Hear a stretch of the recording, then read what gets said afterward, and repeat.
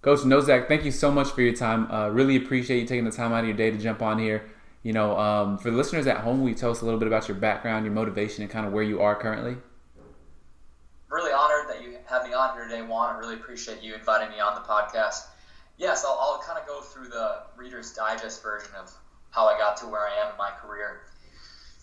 Really, my strength and conditioning journey probably would have started when I was about 14 years old. And it's pretty much like a lot of other strength coaches where I wasn't, the best athlete or, anything like that. But I always talk about how I was kind of like that stereotypical, like, fat kid growing up. And, early on, around age 14, I found the weight room, and it had a considerable impact on my life. In high school, I was always training, and I was kind of the person who was bringing my friends to the gym. Yeah. And little did I know it at the time, but I was actually coaching my friends. I was the one writing the workout, and I was showing them how to do exercises and whatnot.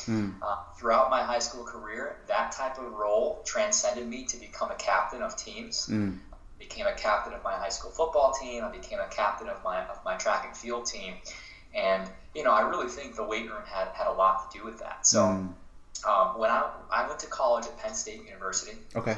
When I was going to school at Penn State, like many other freshmen, I was going in as an undecided major. And while in high school, I also had a job at a local gym called the Spectrum. And when I was working the desk there, one day, I think it was like right when I was maybe home for Christmas my freshman year, somebody told me about like strength and conditioning coaches. Yeah. And I was like, whoa, like this exists. Like I had no idea at the time. Okay. And I started to research like strength and conditioning probably like my freshman year of college. And then it was probably like the end of my sophomore year of college, I got connected with somebody who knew John Thomas, who was the strength and conditioning coach for the football team at Penn State at the time. I went in and I did like a little observation with him. And then at that time, I immediately knew I wanted to become a strength and conditioning coach. Fast forward through my time at Penn State, I became a full-time intern in the fall of, I believe, my junior year. One of your guests who you've also had on is a considerable mentor of mine, Cam Davidson. Okay. I met Cam when I was 20 years old at Penn State, and Cam took me under his wing, and I owe everything in my career to that man for giving me a chance as a young 20-year-old. Yeah. As I went into like my senior year at Penn State, I met Craig Fitzgerald, who became the new strength and conditioning coach at Penn State, kind of during that transition time. Fitz became another huge mentor of mine. With Cam and Fitz serving as great mentors of mine, I was able to land a GA position at Tennessee State University in Nashville. Yeah. I was there for about a year during my time in Nashville. I also did an internship at Vanderbilt University. Following my time in Nashville, I went to Robert Morris University in Pittsburgh, Pennsylvania. Yeah. Where I also met another very important mentor, Todd Hammer. And then while at Robert Morris, it was kind of a short time, I landed my first full-time role at UNC Charlotte, North Carolina. Okay. While at Charlotte, I lived there for 2 years. Yeah. And then Charlotte led me to my current role as the Assistant Director of Sports Performance at DePaul University.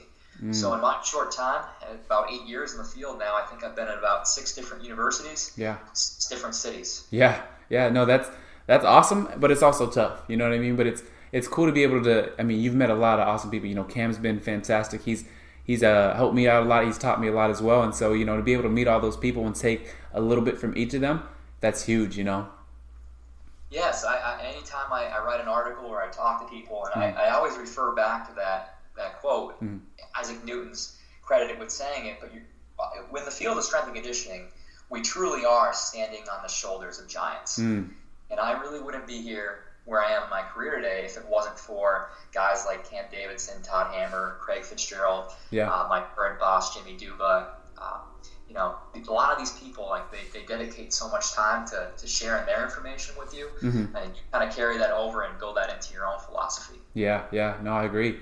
And so on that same thread, right, you've been at a lot of different places. So worked with a lot of different groups as well. So what are some of the more unconventional sports that you might have worked with? Yeah, that's a great question. I think one that I always like to bring up is that during my time as an intern at Vanderbilt, I worked with the bowling team. And that was Yeah, Yeah. it's pretty out there, right? It's Yeah. like they're with like a rifle type of group. Exactly. Yeah. Bowling was a lot of fun, and we stressed, we got them stronger, a lot of like single leg work, and emphasis on a little conditioning as well, even though, just from general health, right? Like bowlers, typically don't get a lot of activity. Like we needed to make sure that they were just becoming better human beings as well. But yeah, I mean, we trained them like any normal strength and conditioning team. Maybe it was less of an emphasis on load and more about just moving better in general. But it was a lot of fun working with that group. That's really cool. And what kind of advice would you have? Say there's a young strength coach that might have to work with like a rifle or bowling, right? And they're not particularly excited. What kind of advice would you have for somebody like that? Yeah, I don't think the sport should ever dictate your excitement or your level of dedication to becoming a coach, right? We are so blessed with the opportunities and to be in this profession. Yeah. And your athletes, your student athletes, they're probably going to be very excited to train, or they maybe haven't been in that situation where they have a passionate strength coach. So I'm a big believer that passion is contagious, energy is contagious. So you need to go in there with the mindset that no matter what sport it is, you're going to train them to the best of your ability, and you're going to give all that you got. If I was in a position like that again, or if I was a younger strength coach, I would reach out to those who are in the college setting and those who do it every single day, because I'm sure they can provide great advice to that young up-and-coming strength coach about how to manage those sports in different situations. Yeah, I like that. Okay, so let's dive a little bit more into training, right? Generally speaking, what is your approach to like training and assessment? Yeah, so generally speaking, the training philosophy that I have is pulled from a lot of different sources, right? Obviously, my mentors that I've had in my career, I've really taken a lot from them. More recently, I'd probably say that I'm more of like a high-low method style programmer. I had Boosh Nexator on a few months back. I took Boo's track and field class this past summer. Okay. It's one of the most meaningful classes I think I've taken as a strength and conditioning coach. Yeah. A lot of the concepts in that class are essentially built around the high-low model of having high neural days and low demand days. So just a small example, if we're doing like a high neural demand day, it's probably going to be, if we're talking about the track world, which I'm in, we're doing sprints or acceleration or max sprint work on the max velocity work on the track, by some type of multi-jumps, our version of maybe plyometrics or version of plyometrics, transitioning to the weight room, an elliptic movement or a derivative, followed by maybe a squat or a bilateral movement or a unilateral lower movement, followed by maybe like a bench press, and then maybe something like a Nordic hamstring curl. Okay. Yeah. Pretty simple with how we're doing those neural demand days. Probably 3 to 4 like major movements. Yeah. I always say like that's the bulk of how I set up most of my training programs. Yeah. Assessments, a lot of what we do at the Paul, in terms of the movement, is taken care of by our great staff of sports medicine. What I do on my end is I try to integrate technology into that assessment process. Okay. So we're lucky to be partnered with ForceDex. So wow. We have a ForceDex software. Yeah. Typically, when our freshmen come in for the first time, I'll have them do a counter movement jump on the force plates, and I'll look at basic metrics like how high the athlete's jumping, RSI mod, basically how explosive they are during that jump, and I'll try to look at asymmetries as far as when they're taking off and when they're landing. Yeah. Now, from an asymmetry standpoint, we also have a Nord board, which is new to our program this year. Okay. Nord board's pretty easy to incorporate in a large setting. Yeah. And think about like me specifically with track, hamstring issues are such an important part of the sport. So having something as simple as a Nord board where I can test and retest again throughout the year, it's such an important part. So that's a way that I build technology into the assessment. Yeah. And I think that's an important part because I think athletes really like that aspect as well. But then it's easy to communicate that with your sports medicine staff as well. And then on that same token, right, do you guys have other technology as far as like, do you guys utilize like heart rate or any kind of GPS technology or anything like that?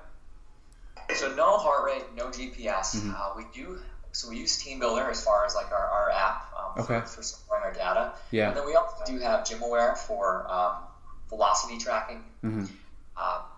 And we do like our velocity-based training throughout the year. Okay. That's something that I'll use a lot more of, like when we're in the in-season phase. Yeah. Instead of like, people always talk about this, like you have 70% programmed for doubles that day, mm-hmm. but the athlete's coming off of a really tough weekend. Well, that 70% may no longer be their true 70%. And I think it's, as you're in the profession longer, you have an eye for what a certain load should look like. Mm-hmm. But I think the GymAware comes in handy because now you know what range you should, like what weight range you should be in. Yeah. But the athlete has that immediate feedback until, hey, was that a good rep or can I move it faster? So you're in that in-season phase, or maybe your loads are, obviously I'm not a maintain guy in season. Track's way too long to do that. We can still wait and we get better. But there are certain times of the year, especially when we're peaking, where I want to see that bar velocity rise. So having a tool like the GymAware really helps drive that decision making. I love it. Okay. And then for listeners at home, will you tell us just what are the groups that you specifically work with? Yes, in my current role at DePaul, I am in charge of all the track and field groups. So that consists of our short sprinters, our long sprinters, our jumpers, our hurdlers, long distance runners, our mid distance runners, our throws. That's about roughly 80 athletes. Okay. I also work with women's soccer, and I work with men's golf. Okay. And then I assist our director, Jimmy Duba, with the training for men's basketball. So you got a full plate there. Yes, and it's it's interesting because my job is so different in so many aspects. Like with women's soccer, and then working with throwers, and then working with golf. But I think exposing yourself to that many different types of groups just allows you to become a better coach. Yeah. And then even on that same token, right, what have you been able to extract from like certain teams and apply to like other teams, or certain groups within track and apply to others? Is there anything like that you're like, oh, this like specific thing has like kind of changed my outlook on stuff? I mean, I think the biggest thing, and speaking to the track and field class and learning from Boo, is like, I think there's a shift now in my philosophy, and I'm seeing it more among other strength coaches, but it's utilizing like a sprint first methodology. So working with short sprinters and working with track athletes in general, how powerful a sprint is, right? And I was at the CSCCA in May of this past year, and Mike Boyle gave a great presentation about sprinting, and he likens sprinting to being the holy grail of strength and conditioning. And I will say, in the last 2 years now of utilizing more sprint work with my other teams, especially like a team like women's soccer, it's really helping to drive training progress. I think probably all athletes can sprint. I think probably should sprint more. And it's just as simple as even doing like 10 meters or 20 meters, right? You probably don't even need to extend the distances that far. I think getting better at sprinting and improving the sprinting can affect everything else. Okay. And then in your setup now, you talked about the high-low model that influences your programming. Are you afforded like, do you have enough space to do like some kind of sprint work before some of your high neural lift days? Or if not, how would you recommend that coaches that want to do that apply some of those concepts? Yeah, that's a great question. Now, if I'm speaking from the track and field world, like let's say that we are practicing first. If you practice first and then lift after, I mean, that high model can be set up so well because the athlete is going to practice, they're doing a long warm-up, they're going into sprint development drills, and they're going into their sprints. Then you do an easy transition right to the weight room, right? You kind of keep that speed aspect, go into some plyos, and go into the strength work. That's the easy thing when I work with track. Now, with the other athletes, it's tough because now in my situation, our weight room is on a second floor of a building. And it's not a very big weight room. So when I have large groups, we have 4 training racks. In there, I probably have like maybe it's 20. I don't know, maybe 25 meters long, if that, maybe 30 meters long.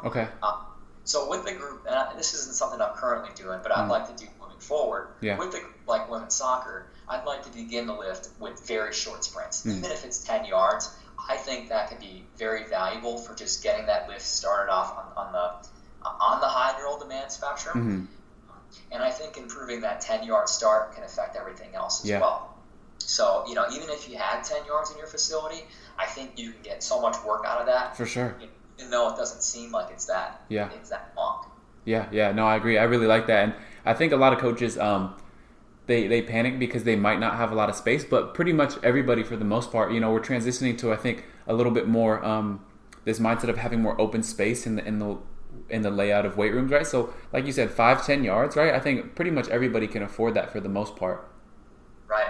So, And yeah, like, I mean, if you extend the distance out longer, you don't even have that much space to decelerate. So most people can probably do a 10 and have enough space to decelerate as well. But I think just getting your athletes in that mindset of pushing off and learning to apply force into the ground can affect everything else. Yeah, I agree.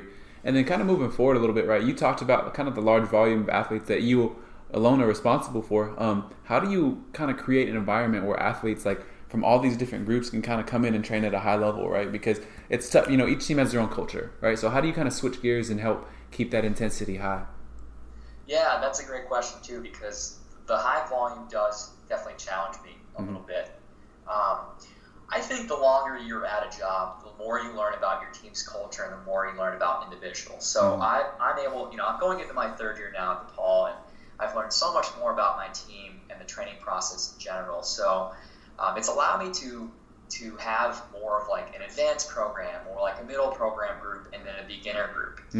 All of our athletes, for the most part, are pretty much doing like meat and potatoes exercises, right? Like I'm not trying to reinvent the wheel. Like we're gonna clean. We're gonna do some type of squatting variation. We're probably gonna bench. We're gonna do rows or pull ups. We're gonna RDL. We're gonna Nordic hamstring curl. We're gonna get the big basics in. Now, let's say that you are a more advanced track athlete. I have a sprinter right now who's phenomenal, probably one of the best athletes I've had the chance to train. Okay. When I look at his programming, I challenge him more like utilizing methods like accentuated eccentric loading. So basically using weight releasers when he squats during certain phases or when he benches. During his Olympic movements, maybe I'm challenging him more with pauses at certain parts of the lift. Maybe 2-second pause below the knee or 2-second pause in the mid-thigh position. Maybe doing more clusters at certain times of the year. Things like that for like a more advanced person. Yeah. But ultimately, when it comes down to culture, I try to have the athletes teach each other about that. And when I think about culture, I think about like my women's soccer group. My seniors do a great job of demonstrating the example of what our training sessions should look like. So our sophomores learn and our freshmen learn from there. Yeah. So I believe that once the culture's set, it kind of takes care of itself because the student athletes are the ones who are upholding it and the ones who are really kind of keeping it going. I like that. Okay. So moving forward a little bit. So how do we handle kind of the inevitable, we do everything that we can in training, but, injury kind of still happens. So how do we kind of handle that? And like, the return to play or even injury modifications or even just the feelings of like, the guilt or our incompetence on our end that happened. Right. And I think that's unfortunately, no matter what technology we have or, like whatever we're doing in our program, unfortunately, it's just a part of the chaotic nature of sport. Yeah. And ultimately, whenever it happens, I always try to teach my student athletes that it's about what you can do and not what you can't do. So if an athlete's coming back from, let's say, an ACL repair, and we're in the early phase of that, we're going to be hitting the upper body hard in the weight room. Yeah. Like, I think it's important that you're still exposing the body to some high level of strength, even though maybe it's for the upper body, like a bench press where you're not using, like maybe bench press with feet up, so you're not using any legs. Yeah. Or like a seated shoulder press. Just setting that signal of strength and max effort to the brain. Yeah.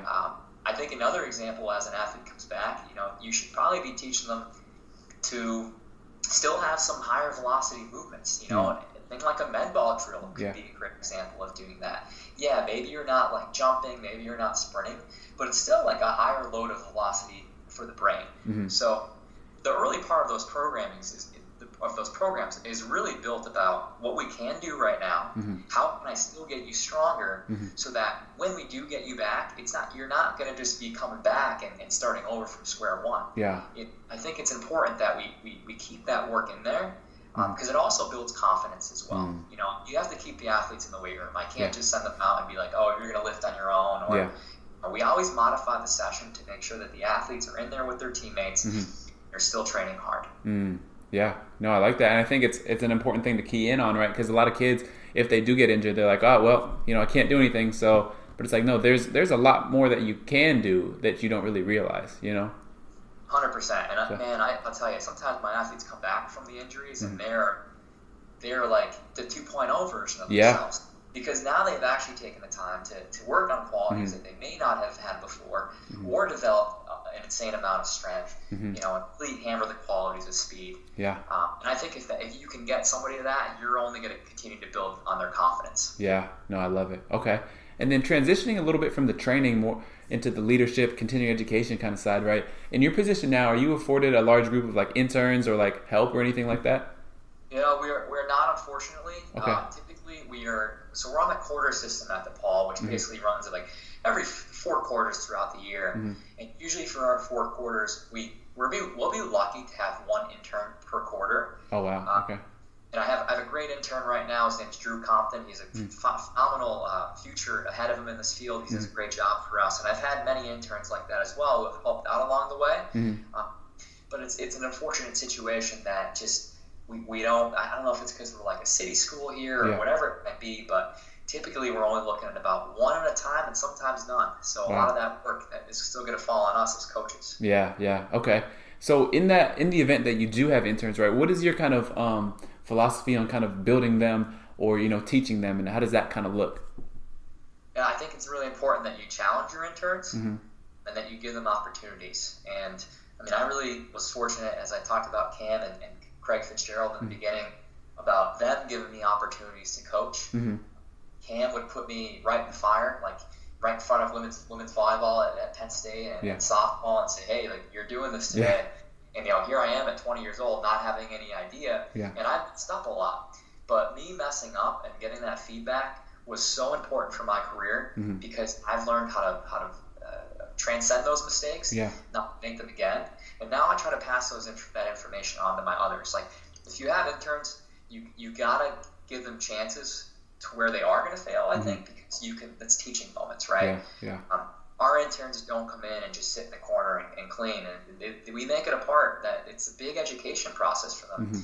Performing readings, and they're getting in front of a group and talking about drills. And once a week, they get in front of our strength staff and they demonstrate exercises. Each time, as I see throughout the quarter, the intern just gets better and better every single time at their delivery, at their coaching, whatever it might be. So I think that's a really important part for the internship experience. Yeah. No, I agree with that. You got to be able to at least practice what you preach at a very base level. You know what I'm saying? Like if you program some stuff, right, it goes back to, if you program some stuff and you don't know how to even demonstrate it, you're probably doing the wrong thing. So that's really helpful, I think. And then on that, right, kind of switching gears, but within the same realm of leadership, how can we affect our athletes' need for autonomy while also still keeping control of like our sessions? Yeah, I think it's going to differ based on every group, and I'll share some examples here. So an example I think about right now is with my track and field group. Being in Chicago, I have athletes who are lucky enough to train with Chris Corfus, who is nearby. Chris does a phenomenal job at the high school level. And one of my athletes in particular has spent a lot of time with him. When he works out with Chris, there's certain exercises that he does that he feels attributes to making him faster, and he feels good. So I am not a master of the athlete's body, nor am I a master of their sport, right?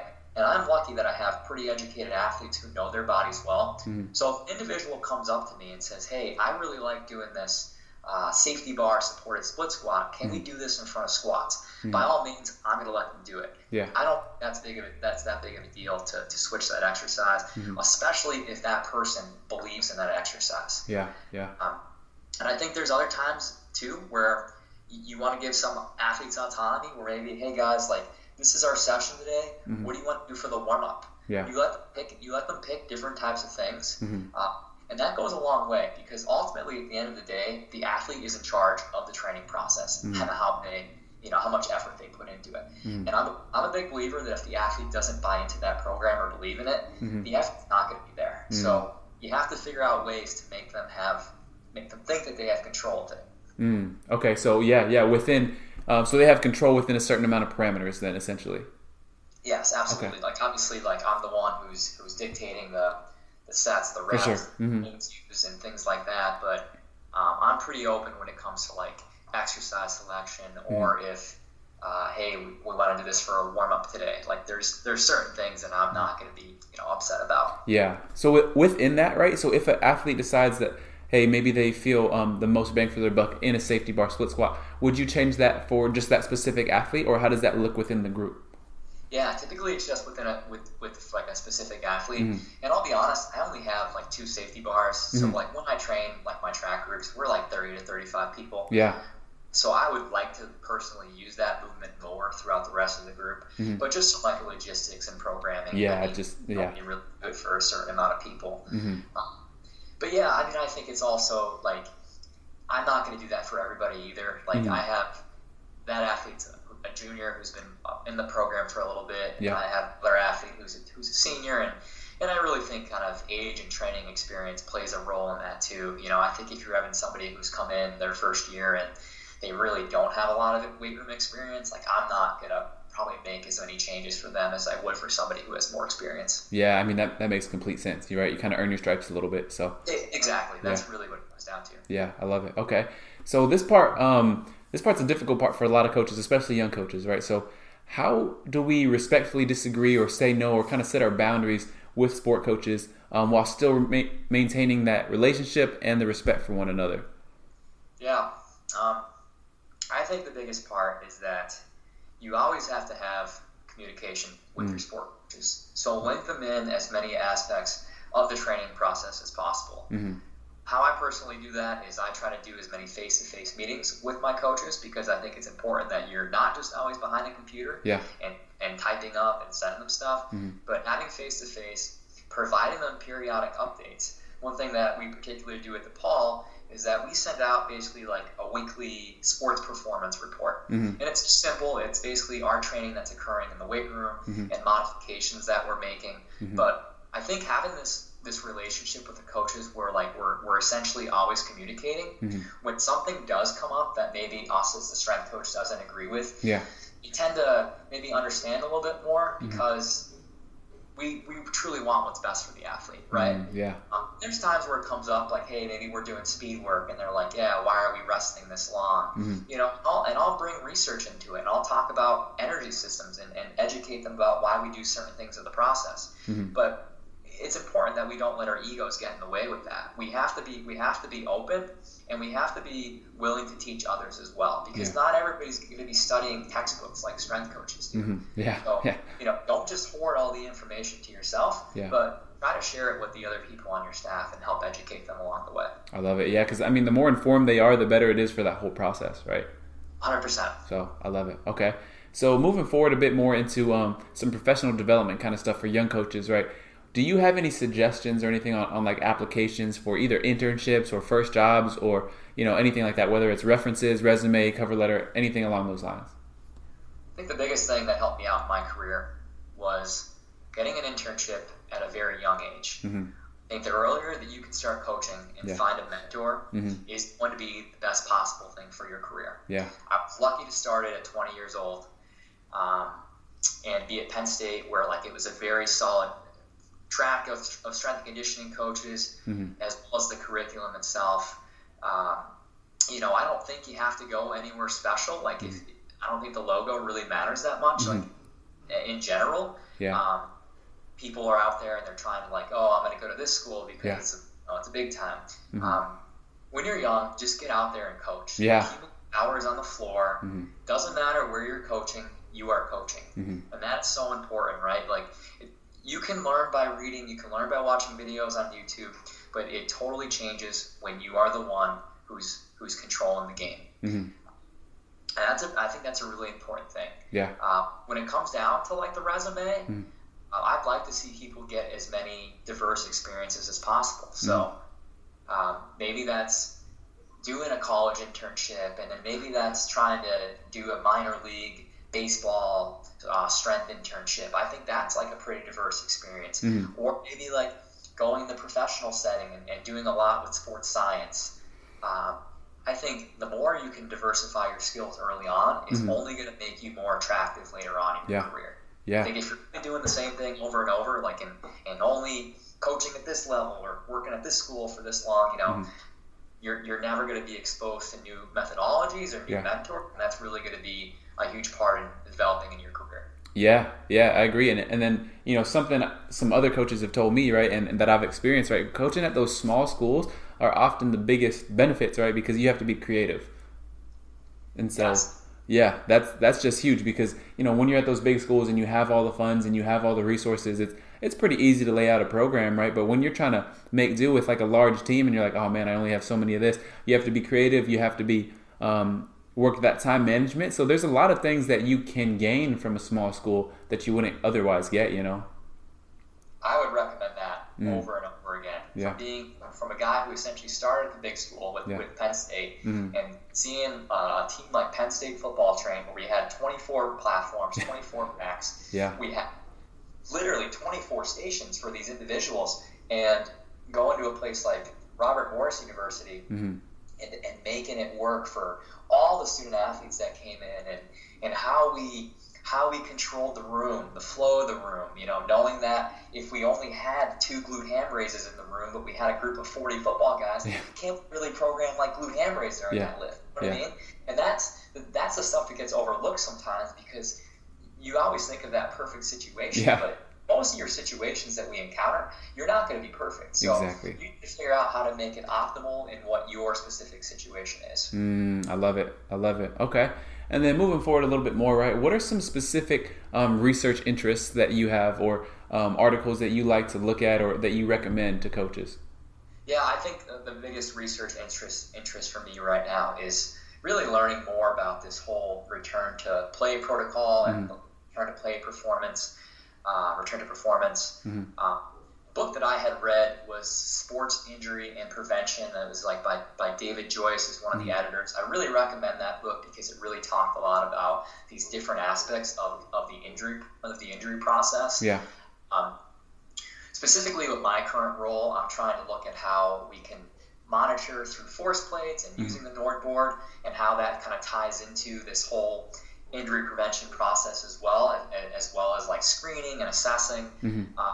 But the return to play protocol situation that I'm working on right now is I'm trying to come up with some type of template that all of our coaches can use here, where we say, okay, we're 6 weeks out from surgery, we're doing X, Y, and Z in the weight room. Okay, we're 2 months out now, we're going to start adding this exercise in. Okay, fast forward down the road, we are 6 months out. You know, when can we start utilizing more high eccentric work? And what does that look like? So I'm basically trying to create this template or means or methods of when to put certain stuff into the return to play process. I like it. Okay. And then moving into this last segment here, right? You mentioned one earlier, but if you have any more, what are some other quotes that you might live by? Yeah, a long time. This is going back now years. Summer of 2012. This was a very important time of my life, as that was when pretty much everything was going down at Penn State. And for those who were listening that went to Penn State, this was basically when like the sanctions hit Penn State, and a lot of players were kind of leaving the program during that time. And I'll never forget that summer. Craig Fitzgerald printed out this story. It's called "Burn the Ships." The ships was really popular, and he put it in every single guy's locker, like before the first day of summer training. And then that next day, he came in and he read that to them, and it was like this really inspiring talk because at that time, pretty much like everything was crashing down with the world around Penn State, and there was this core group of guys that stood by and basically saved the program. But along the way, a big part of that quote was "burn the ships." So that stuck with me now. I have it printed up on my office wall. That's for me for the last 7 years. And for me, burn the ships just encompasses that I'm willing to do whatever it takes to succeed. The story of Burn the Ships is that a warrior, whoever it might have been, sent his warriors to battle, and when they went to battle, as they were battling, he burned their ships. So they went back and they saw their ships up in flames. So they figured that, hey, we're either gonna win this and take our enemy boats, or we're gonna die trying. And obviously it's a pretty extreme example, but at the same time, I think in life, like, hey, we got one shot at this here, right? Like, what are you willing to do to succeed? And to me, I'm willing to burn my ships. Yeah, that's huge. That's huge. And I love that one as well. You know, hearing that story, when I first heard it, like, it just makes all the difference, right? It's like, that's the difference between interested and committed and stuff, right? Are you committed enough to get the result no matter what the circumstances? So, Definitely. Yeah, I love it. I love it. Okay. What is the best advice that you've ever been given? I've been given a lot of great advice. I think the biggest thing, and you know, this is something that Todd Hammer told me, and it's kind of like a funny way of phrasing it, but when you really think about it, it makes a lot of sense. And he told me about 5 years ago now, and it was be yourself on steroids. Okay. And I think it's important as college strength coaches because we see so many identities and all these different personalities in this field, right? But ultimately, at the end of the day, you're going to connect with people the best when you are yourself, right?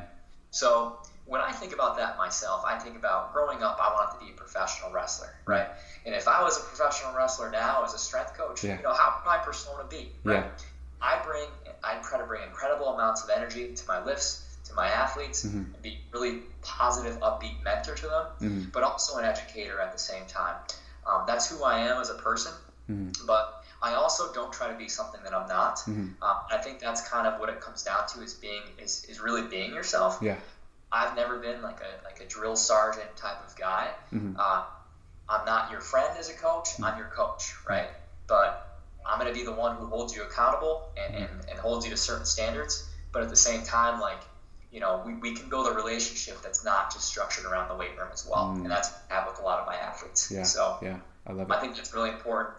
And then one that I also like is be the coach that you wish you had at your athlete's age. And it goes hand in hand with that is that I just try to be a real individual who can connect with as many people as possible and try to learn as much as I can about my athletes and just keep, you know, improving that relationship. I love it. Okay. So in contrast to that, right, what is the worst advice you've ever been given? Yeah, that's a great question. I